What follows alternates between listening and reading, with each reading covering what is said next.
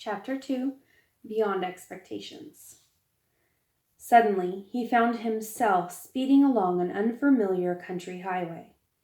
And as he looked back over his shoulder, neither the toll booth, nor his room, nor even the house was anywhere in sight.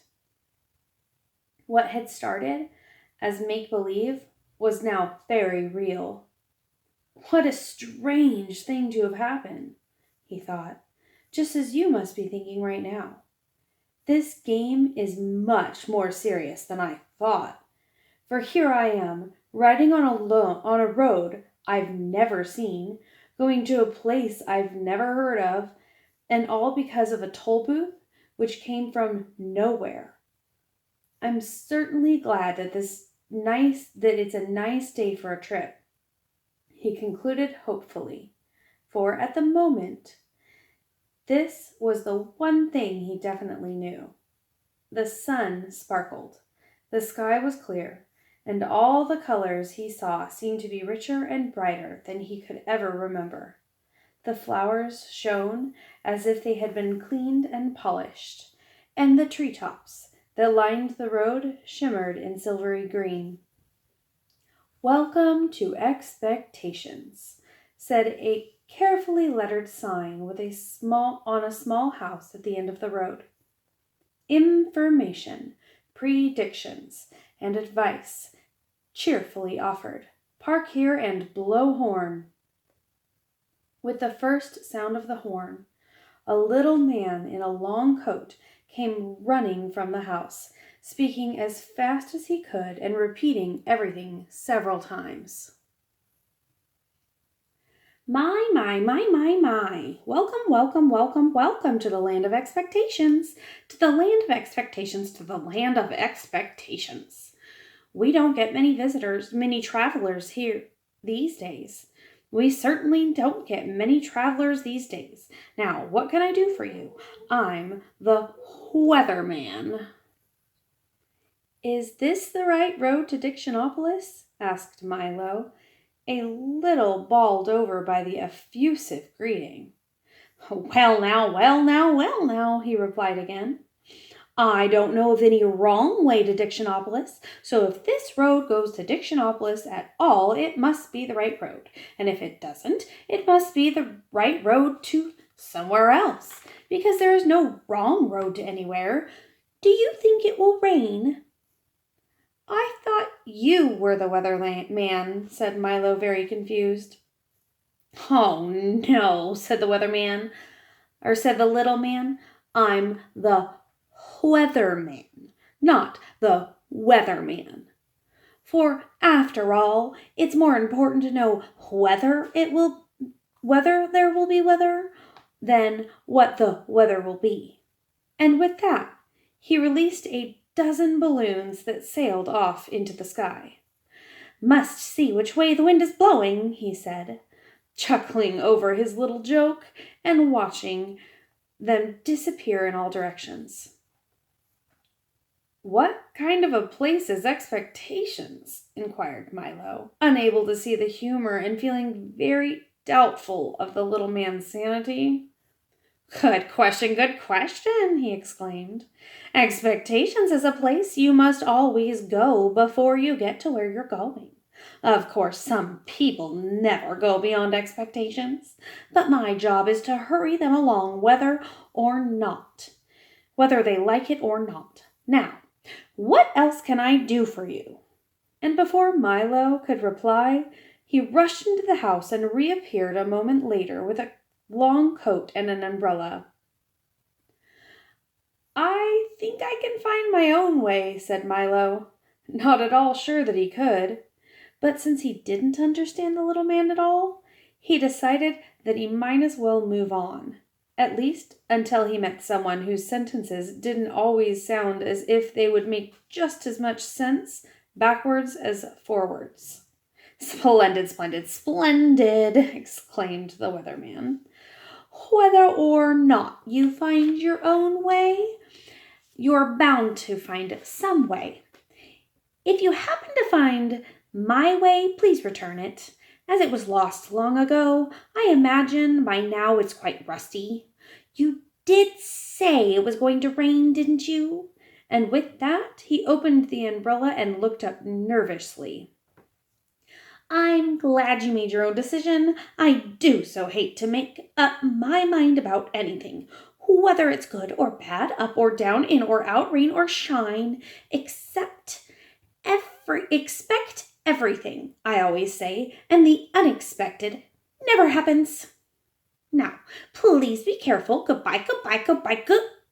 His last goodbye was drowned out by an enormous clap of thunder. And as Milo drove down the road in the bright sunshine, he could see the weatherman standing in the middle of a fierce cloudburst that seemed to be raining only on him. The road dipped now into a broad green valley and stretched towards the horizon. The little car bounced along with very little effort, and Milo had hardly to touch the accelerator to go as fast as he wanted. He was glad to be on his way again. It's all very well to spend time in expectations, he thought, but talking to that strange man all day would certainly get me nowhere. He's a very peculiar person. He's the most peculiar person I've ever met, continued Milo, unaware of how many peculiar people he would shortly encounter. As he drove along the peaceful highway, he soon fell to daydreaming and paid less and less attention to where he was going. In a short time, he wasn't paying any attention at all. And that is why, at a fork in the road, when a sign pointed to the left, Milo went to the right. Along the route, which looked suspiciously like the wrong way, things began to change as soon as he left the main highway. The sky became quite gray, and along with it, the whole countryside seemed to lose its color and assume the same monotonous tone. Everything was quiet, and even the air hung heavy. The birds sang only gray songs, and the road wound back and forth in an endless series of climbing curves. Mile after mile after mile after mile he drove, and now gradually the car went slower and slower until it was hardly moving at all. It looks as though I'm going nowhere, yawned Milo, becoming very drowsy and dull. I hope I haven't taken a wrong turn. Mile after mile after mile after mile, and everything became grayer and more monotonous. Finally, the car just stopped altogether, and hard as he tried, he couldn't budge another inch. I wonder where I am, said Milo, in a very worried tone. You're in the doldrums, wailed a voice that sounded far away. He looked around quickly to see who had spoken. No one was there, and it was as quiet and still as one could imagine. Yes, the doldrums, yawned another voice, but still he saw no one. What are the doldrums? He cried loudly, and tried very hard to see who would answer this time. The doldrums, my friend, are where nothing ever happens and nothing ever changes. This time, the voice came from so close that Milo jumped from surprise, for, sitting on his right shoulder, so lightly that he hardly noticed, was a small creature exactly the color of his shirt. Allow me to introduce all of us, the creature went on. We are the Lethargians, at your service. Milo looked around and for the first time noticed dozens of them, sitting on the car, standing in the road, and lying all over the trees and bushes. They were very difficult to see because wherever they happened to be sitting, on or near, was exactly the color they happened to be. Each one looked very much like the other, except for the color, of course, and some looked even more like each other than they did like themselves. "I'm very pleased to meet you," said Milo, not sure whether or not he was pleased at all. "I think I'm lost. Can you help me, please?" "Don't say think," said one sitting on his shoe, for the one on his shoulder had fallen asleep. "It's against the law." And he yawned and fell asleep too. "No one's allowed to think in the doldrums," continued a third, beginning to doze off, and as each one spoke, he fell off to sleep, and another picked up the conversation with hardly an interruption. "Did you ever read the rule book? It's Local Ordinance 175389J. Milo quickly pulled out his rule book from his pocket, opening to the page, and read, "Ordinance 17589-J. It should be unlawful, illegal, and unethical to think of thinking, surmise, presume, reason, meditate, or speculate while in the doldrums. Anyone breaking this law shall be severely punished." "That is a ridiculous law," said Milo, quite indignantly. "Everybody thinks." "We don't," shouted the Lothargians all at once.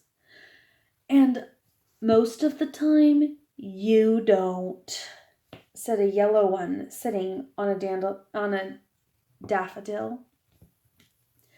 "That's why you're here.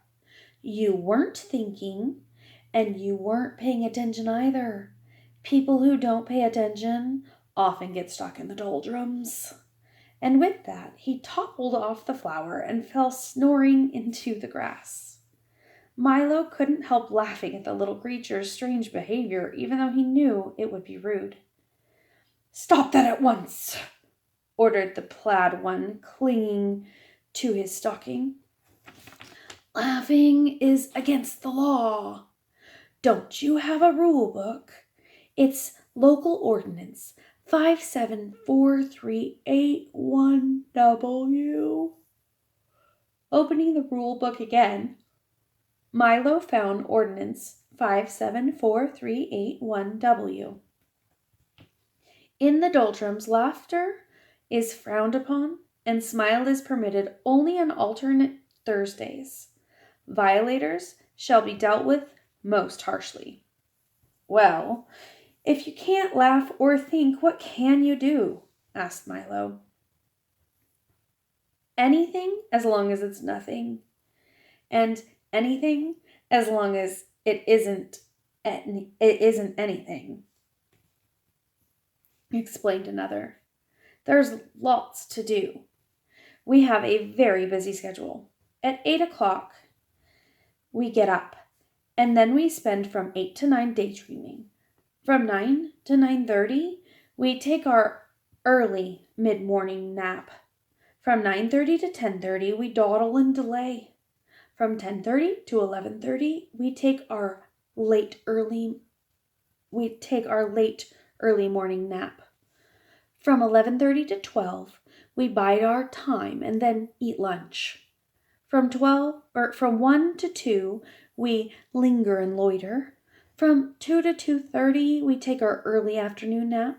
From 2:30 to 3:30 we put off for tomorrow what we could have done today. From 3:30 to 4 we take our early late afternoon nap. From 4 to 5 we loaf and lounge until dinner. From 6 to 7 we dilly-dally. And from 7 to 8 We take our early afternoon nap, and then, for an hour before we go to bed at 9, we waste time. As you can see, that leaves almost no time for brooding, lagging, plotting, or procrastinating. And if we stop to think or laugh, we'd never get nothing done. You mean you'd never get anything done? Corrected Milo. We don't want to get anything done, snapped another angrily. We want to get nothing done, and we can do that without your help. You see, continued another in a more consolatory tone, it's really quite strenuous doing nothing all day. So once a week, we take a holiday and go nowhere, which was just where we were going when you came along. Would you care to join us? I might as well, thought Milo. That's where I seem to be going anyways. Tell me, he yawned, for he felt ready for a nap now himself. Does everyone here do nothing? Everyone but the watchdog, said two of them, shuddering in chorus. He's always sniffing around to see if nobody's wasting time. The most unpleasant character. A watchdog? Asked Milo quizzically. The watchdog!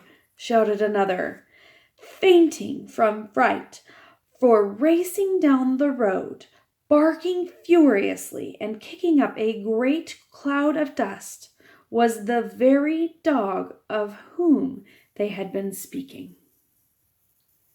Run! Wake up! Run! Here he comes! The watchdog! Great shouts filled the air as the Lethargians scattered in all directions and soon disappeared entirely. Exclaimed the watchdog as he dashed up to the car. Loudly puffing and panting, Milo's eyes opened wide, for there in front of him was a large dog with a perfectly normal head, 4 feet, and a tail, and the body of a loudly ticking alarm clock. What are you doing here? Growled the watchdog.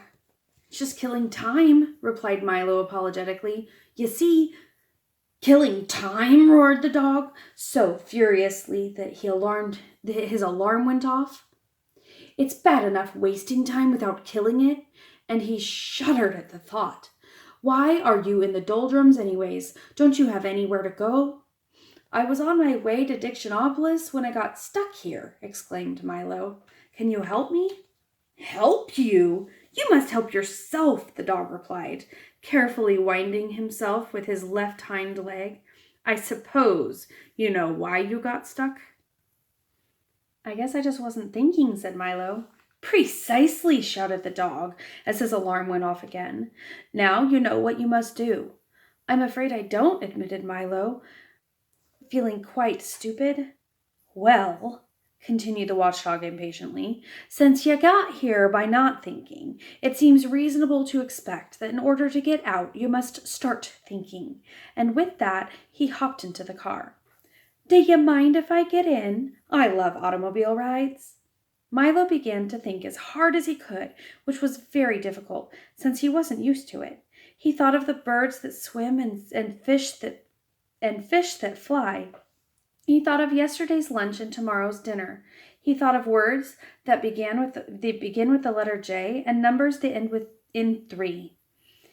And as he thought, the wheels began to turn. We're moving, he shouted happily. Keep thinking, scowled the dog. The little car started to go faster and faster as Milo's brain whirled with activity, and down the road they went. In a few minutes they were out of the doldrums and back on the main highway. All the colors had returned to their original brightness, and as they raced along the road, Milo continued to think of all sorts of things, of the many detours and wrong turns that were so easy to take. of how fine it was to be moving along, and most of all, of how much could be accomplished with just one little thought. And the dog, his nose in the wind, just sat back, watchfully ticking.